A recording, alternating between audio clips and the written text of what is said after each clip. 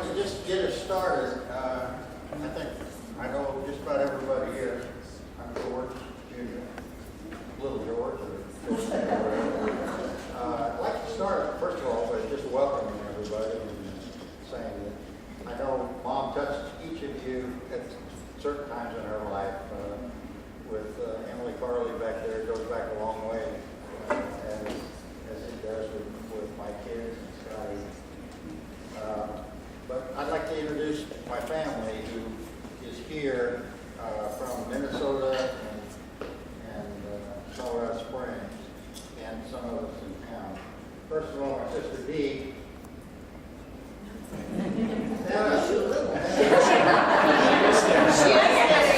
I'll talk a little bit more about her later. Her other sister Lori and her husband Rick and Rita, and Sarah, who is their daughter. They have two more of Mom's grandkids who couldn't make it. Scotty, Mom's daughter-in-law, my wife, ex-wife, and our daughter Elizabeth, sitting next to her, and behind our other daughter Emily and Mark, her husband, and Emily Carley. I'm going to introduce her as family because she started taking care of me when I was about 7 or 8 years old. She and her first husband and my dad flew together in Sac many years ago for a long time. We drank a lot of scotch together. So, did I miss any family? Okay. What we're going to do today, first of all, welcome. Relatively informal. Allison played music when Dad died 13 months ago. And Mom really enjoyed it. So I've asked her to come back and play again for us. And then I'm just going to do a quick overview of my mom's life. And then we have a couple of folks that would like to say something. So if we start running off too long, just like, the best sermons are short. So we're not going to take a whole lot of your time. I appreciate you being here, and I really appreciate everything that you did for Mom.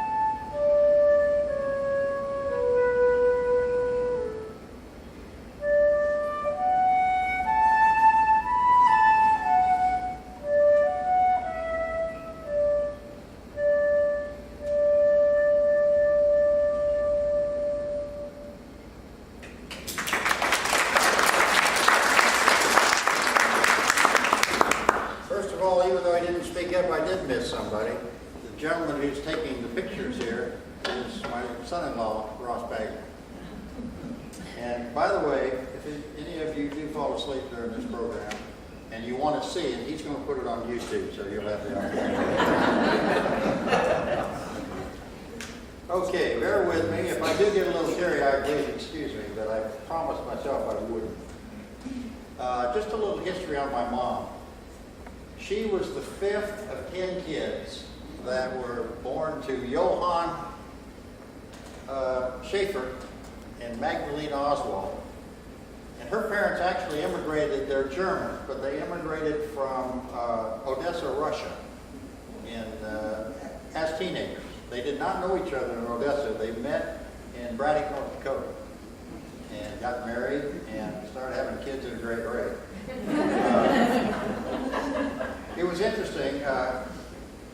My mom's dad played in the same orchestra as Lawrence Welk's father.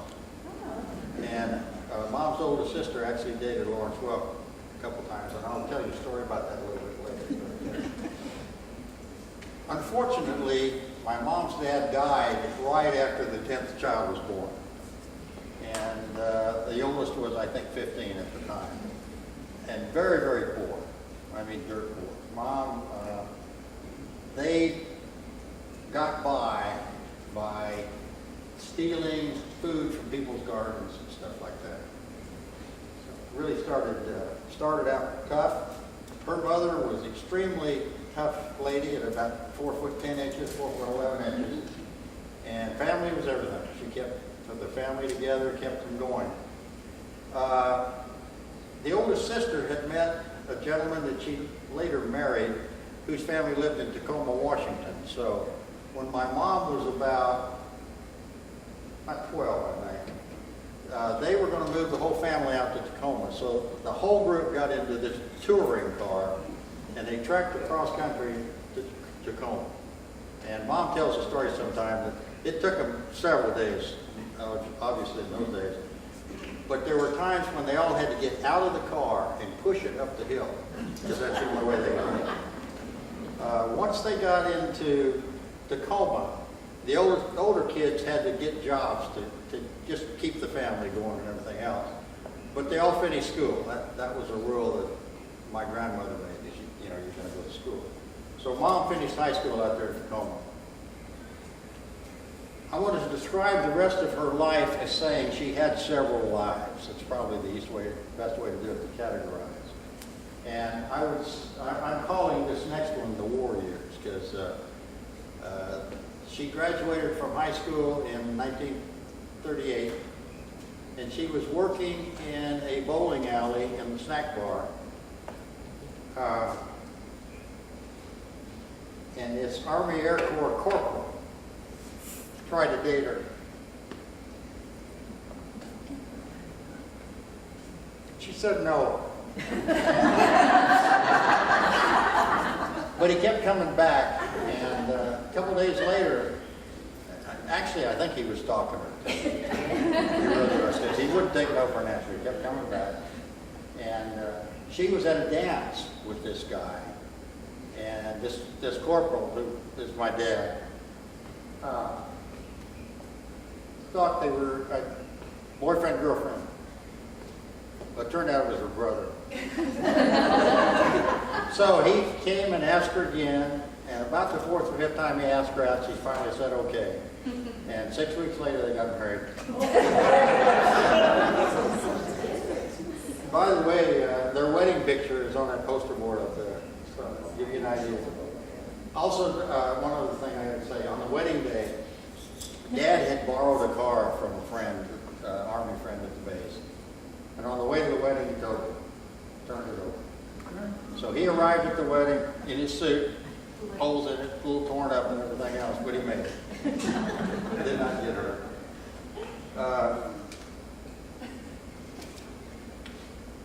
About 14 months later, they had a son.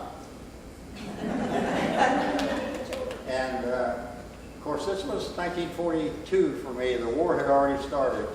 And I think most of you know that at the beginning of the war, Dad was a Belvedere B-25, sunk the first Japanese submarine during the war. We told that story earlier, but I like to tell it. I really do. And he, at the time I was born, he had not gone overseas to war yet, but he was stationed in Florida.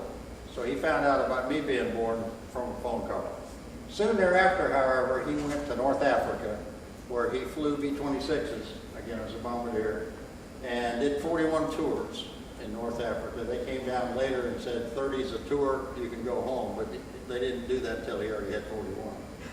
So he came on back home, and right after he came back home, picked Mom up in Tacoma, they came here to Greenville, and he was stationed out here at the Greenville Army Air Corps Airfield at that time. And he spent a lot of time training volunteers for the war period. Once the war was over, we went to Japan. He went to Japan. Mom and I went back to Tacoma, and we had to wait about a year. And then we joined him, and this was during the occupation period. So it was quite interesting. It was a period of time that they both enjoyed. First of all, the war was over. They weren't separated anymore. Dad came home just about every night, and they had all the servants they wanted. They had 2 housemaids, they had a houseboy, and really, it was a good time in their lives to get back together. And I enjoyed it. You know, I was the only kid. I got spoiled rotten too, by the way. Those housemaids liked Georgie's son. However, just about the time they were ready to come back, Mom got pregnant with number 2 over there. In fact, she was about 8 months pregnant, I think, 7 or 8 months pregnant when we took this 8-day troop ship deployment back. And Mom's the only person that I know that did the whole Pacific in a horizontal position. She was sick as a dog. Dee Dee was born in Nashville, Tennessee. Dad was at Smyrna. And I can remember, it was about a 2-hour drive up there. And of course, Mom was in labor and Dad was just absolutely panicked. Got up there December, the 27th of December, cold as could be in Nashville. And they wouldn't let kids in the hospital. So Dad ran out and bought me some comic books and left me in the car. and Mom made him come down about every 3 hours and turn the heater off. You know, I told my girls that not too long ago. They said, "My God, he'd be in jail now." You know, that was the way it was done then, so we didn't worry too much about it. The second life, the next life, I'd like to say from them, is the Air Force life. For the next 23 years, Dad and Mom were in the Air Force traveling the world. They moved 42 times in that 34 years that he was in the service. Those days, they didn't care whether you had family or household goods. They told you to get from the East Coast to the West Coast in 4 days, you did it. But they had a lot of fun. After about 6 years after Dee was born, we got back from Japan. Mom got pregnant again with Lori, the baby of the family. Now, Lori and I didn't know each other very well until recently because she was only 2 when I left and went to college. But since Mom and Dad's out here, I've seen her a lot more than I did before. So we have really almost 3 different families as far as the kids go from this standpoint. During the war, during the Air Force period, the Air Force life of Mom, Dad went to war 2 more times. He's the only guy I know that was enlisted in '38, way before World War II, and still flew 2 tours in Vietnam. Now the impact on Mom, obviously, is he'd go off to war saying, they need me, and she had to stay back and take care of the family and do everything else, and she did well.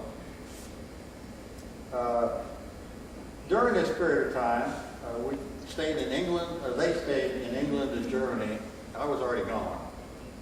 And, oh gosh, all parts of the United States. That's where they met an awful lot of the friends that have stayed friends today. The next life, after Dad retired in 1973 from the Air Force, they went up to Grand Forks. Well, his last assignment was as the Deputy Base Commander at Grand Forks, North Dakota. And about halfway through the winter, he promised Mom they'd only be there a year. So he decided to retire, and he was going to go back to school to get his bachelor's degree. He had never finished college the whole time he was around. Although he'd had about probably 300 credit hours. He just didn't put it together to get a bachelor's degree. While he was there, he finished his bachelor's degree. They were getting ready to pack up from Grand Forks and move south to Colorado where it was warmer. And one of his professors had a heart attack. So they went to my dad and said, well, you just finished this course. Do you think you could teach it? He said, yeah, piece of cake. So he taught the course, and Mom was kind of getting an idea then that maybe this year wasn't going to be all of it. He ended up running their aviation program, and for the next 23 years again, he taught school, and she was really the hostess, the partner, the friend. During part of that time, the university was training an awful lot of China airline pilots. And Mom and Dad, you know, some of them were having trouble with English language, and of course they were away from home, and coming from Formosa to North Dakota was quite a culture shock anyway. So Mom took an awful lot of those folks and just kind of adopted them. They'd go out to the lake, and they had a little lake place, and they'd come out on the weekends, and they'd barbecue, and she'd feed them, you know, and help them with their English, and they'd go water skiing and all this stuff. So the university got really 2 people. Well, the Air Force before that, you know, they expected 2 people for the price of one, and they got that from Mom. And the university got the same thing. So I was asking Dee and Lori today, what was the happiest time in her life? And all 3 of us agreed that it was probably that period of time when they had some stability at Grand Forks, North Dakota. Because she didn't have to worry about Dad running off, flying somewhere. She had a real part in the university and their mission and everything else. They had a lake place. They still had Lori at home. Dee Dee by then, I think, had run off and gotten married in Hawaii and done a few things, which was good. I was in Hawaii at the same time, but he got the folks to leave North Dakota to come visit us. But I think that was probably the happiest time in her life. Dad flew till he was 82, but at the last several years, he left North Dakota and gone down to Mesa, Arizona, and started the university's program there for a flying program. And he flew until he, like I said, he was 82 years old. And then they got into what I call the retirement life. Started out in half the year in Mesa, half the year in Colorado Springs, and they go back and forth. They had a place in each. Really the best of both worlds. But they really enjoyed retirement. They did a lot of things. Dad played golf. He and Mom, you know, would walk around and hold hands and act like teenagers and things like this that people their age probably shouldn't do. But they really, really had a good time together. And that's one thing I would say. They took care of each other throughout all of this long life, 72 years. About 80% of my mom's life was, well, actually over 80% was with Dad. So it's hard to talk about one without the other. But, you know, their lives were so different till they met, and then, you know, it worked out. Worked out good. Mom started discovering then that Dad was getting Alzheimer's, and it was progressing further quickly. And of course, she's the caregiver there, and it was just really, really hard on her. But she was going to take care of him as long as she could, because that's the way it had always been. I went out there to stay with them for a while after I retired, and trying to get the car keys away from Dad, because he just scared the heck out of all of us, I'll tell you that. He didn't want to give them up, but he did. And we were talking about where do they want to settle. And this was, I think, 2006. And I said, look, they're building this place. They haven't started moving dirt yet, but I've heard it's supposed to be a really nice place called the Cascades. If you want to stay here in Mesa, there was some nice places. We could go to Colorado Springs where Dee went. But I said, if you come out here, you'll be close to me, and the kids will come visit. And basically the main reason was we knew Dad's Alzheimer's was really getting bad. And sooner or later he was going to go into memory. And so I talked him into it. Dad never really committed that he lived here. And his idea was, okay, I have to stay here right now, but I'm really going back to Arizona where I have a house and an airplane. Well, he didn't have an airplane, but he thought he did. And, you know, that was his feeling. But Mom was the rock. You know, she was the one who took care of him. And she wasn't about to have him go into memory care until something would have to force that. And I know that many folks who are here have friends, family that are in that situation. And it's a situation that I was very, very concerned about Mom's health, taking care of Dad, because she couldn't sleep at night and everything else. But she wasn't going to do that until she had to. Well, unfortunately, Dad, fortunately and unfortunately, I guess that's a terrible way to say it, but he did have a stroke, and she really didn't have any choice. So Dad moved down to memory care, but again, very, very close. Mom could visit all the time. And then about 18 months later, she had a fracture of her hip and her spine. And the independent living was over then. I mean, she just couldn't get around by herself. So she went down into assisted living. And they progressed through the Cascades, and a lot of the Cascades families behind us right now, that some of those folks just go all the way back to when they first moved here. Lakeisha, I think, probably served them their first meal in the dining room. And a lot of the folks sitting over here moved into Pearson at the same time they did.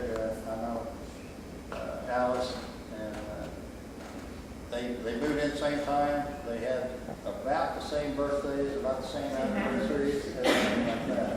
And still the same way. So it's been a family that's been so close and has done so much for Mom again. And that's really sort of the culmination. I think most of you know, she went into the memory unit and she caught pneumonia. We were concerned, this was about 3 months ago, concerned that she wasn't going to recover from that. And she bounced back and just perky as ever. But about a week and a half ago, she got it again. And that's why we're here. One other person that I would like to recognize, by the way, who is going to come up here and say a few words, so sitting in the back right there is Edie Campbell. And Edie has been Mom's partner, caregiver, and everything else for the last 7 months, and has absolutely made her life so much better than it would have been otherwise. Edie has something that she would like to read.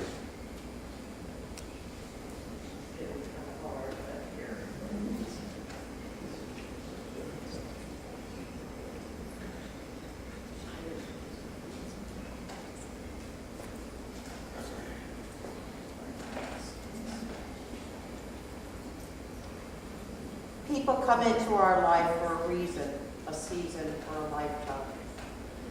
When someone in your life is in your life for a reason, which I feel Alma was, it is usually to meet a need you have expressed.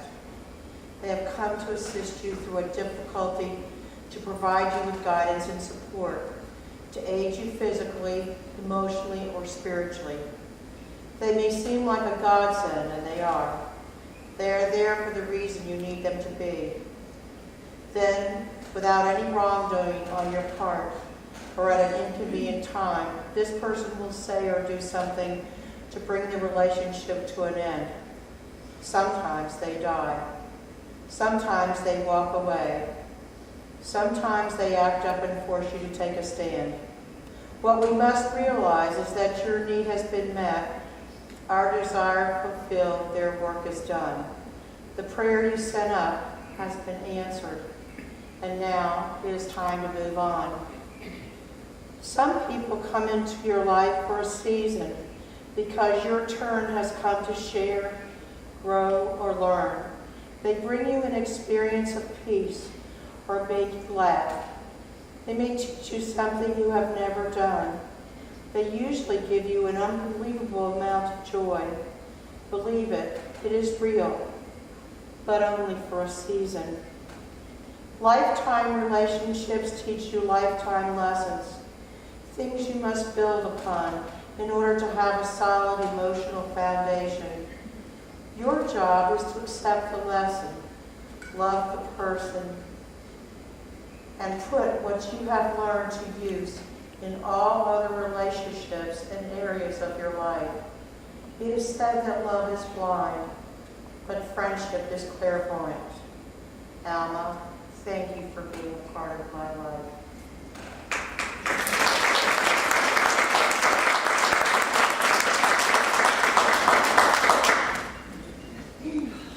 Oh, man.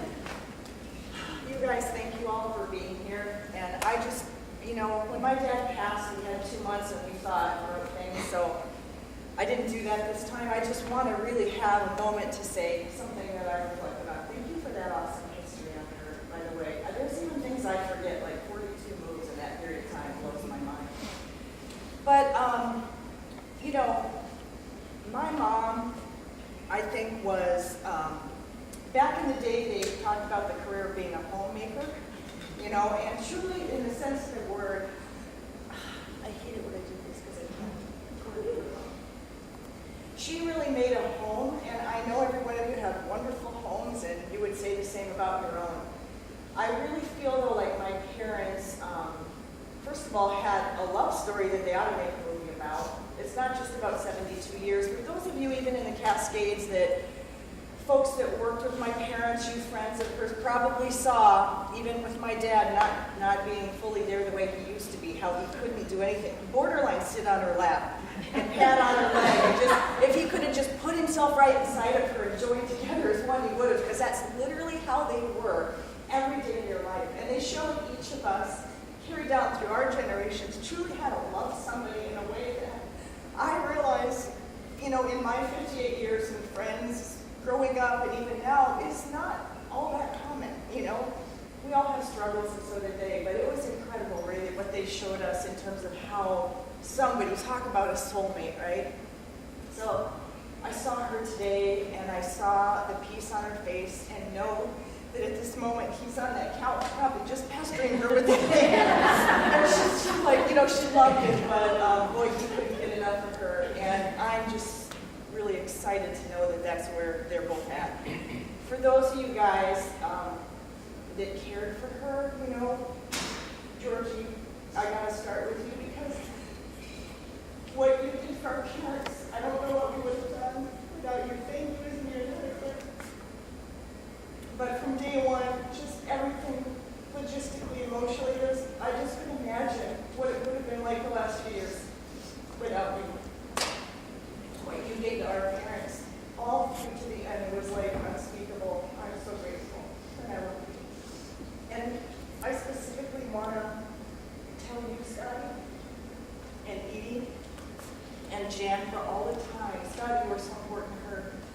And all the time, and just here visiting, I know a lot of the staff would say, boy, the Hammonds are blessed with so much loving family, and how much you continue to always be there, and you girls spending your days working here with them, just to spend time and let them know they were always loved and never forgotten, so I appreciate that. And all of you guys that were friends of theirs, I visited a lot. I was able to do that, Stella, and all you guys that have lived with my parents were really important, wonderful companions, and I thank you. And you guys at the Cascades that give of yourselves to, comfort our parents in these years as they failed just means more again than any words can describe. I'd love to name every one of you, and there's too many of you. I don't remember all your names. I just know every face, and I appreciate you so much. And Edie, being far away is really hard, and the hardest thing for me was knowing that my mother was unhappy, a little bit in her last months here, just not being able to reconcile things, I think. And again, the gratitude I have towards you for being the person that was here, that beautiful thing you just read sums up how close you were to each other. And you made such an enormous difference in her life at a time when I know she needed it maybe more than I can think of in the past. So I just want to thank you guys all for that. Emily Carley, lifelong friend, every single home video we have, she's there because she is family. Where are you, Em? She's back there. She might as well be Emily Carley Hammond. Because she truly is. But I just wanted to tell you all that. Thank you so very much. She was blessed, so was my dad, and this is probably it won't be my last visit to the Cascades because I have to come see my friends sometime. But anyway, thank you all very much. And Ross, too, for filming this for us. Thank you.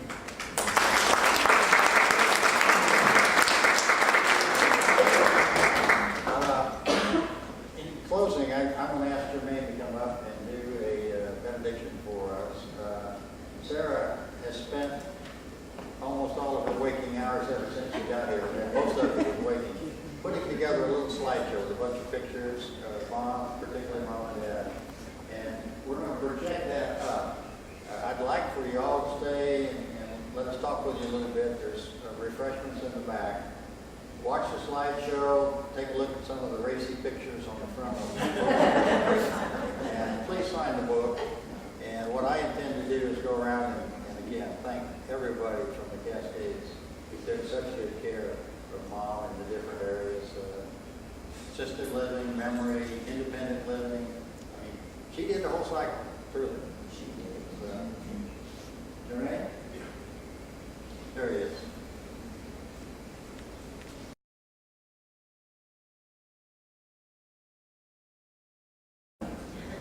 I thank everybody for coming. Mr. and Ms. Hammond were wonderful to know, and I'll always take the life lessons that they didn't talk a lot to me, but they showed me how to care for someone, truly. I'll start off, as usually do, with the story. I told the story about George when he first moved in. He'd be on that exercise equipment just going at it. I thought it was a 14, 15-year-old boy on there running in a triathlon or something, and I walked out there and I looked, and I'm like, all right, I see, and I turned to walk back in my office, and there's Ms. Hammond reading the book every day. Monday, Tuesday, Wednesday, took Thursday off. Friday, Saturday, don't know about Sunday. Sunday I wasn't here. But every day, I saw him, I saw George. Always a caregiver. She always had a twinkle in her eye, a smile in her heart, and she just permeated that family feel. Another thing that when George was talking about how many times they move, it just sparked in my mind when I was standing back there. Every Friday, she would go to the psychiatrist, or hairdresser as you ladies like to call her. So she would go to JCPenney's, right, Tim? Twice a week. Twice a week. Twice on Sunday. No, she would go twice a week. And I would go, and I noticed George, he would go and he would sit and read a different book, a Western book, usually a cowboy shoot 'em up type book. So I was driving, had the opportunity to drive him one time, several times, but this one stuck out in particular because of what George said, 42 moves. So I go over, Ms. Hammond went in, she got in her seat, and George sat down, in the chair next to her, and I was like, George, you want to take a look around and, see the wares and everything they have here? He was like, okay. So we walk and we talk, we walk and we talk. Next thing I know, we end up in the luggage department. And I'm like, George, he's like going through the luggage, looking and seeing the new tag. So now you said they moved 42 times. I'm sure he bought a lot of luggage in there. So that's fantastic. Just the overall fact that Mr. Hammond and all his family, I've seen them pretty much every day, if not every other day, here visiting, irregardless of what personal issue they were going through, they always had a smile on their face. And what's rare is when you are close to someone, whether it be mother, son, daughter, father, or whatever, you give up yourself to ask how that other individual is doing. I would say, hey, George. He said, hey, Jermaine, how you doing? I'm like, I'm fine. How are you? I'm all right. And I'm like, that's fantastic. To know that even though people say you can't live forever, you really can, because you live through your deeds and your actions that are given to your level. Mr. and Ms. Hammond blood pumps through their granddaughter, who I just met today. Fantastic family. It was a pleasure to get to know them. I say this a lot about a lot of our members here. I wish I could have known them when we were closer, because you guys are great. They're great. They're good people. And as I said with George, he flew how many missions, Mr. Hammond? 200? Well, he flew 200 in Vietnam and 41 during World War II. All those missions he flew, he never had a better co-pilot than Ms. Alma. And I say that from the bottom of my heart. So I want to thank you guys very much. I appreciate it. Thank you, Cascades members. Thank you, family. She'll always be deep within my heart, and I thoroughly appreciate it. Thank you guys very much. I appreciate it.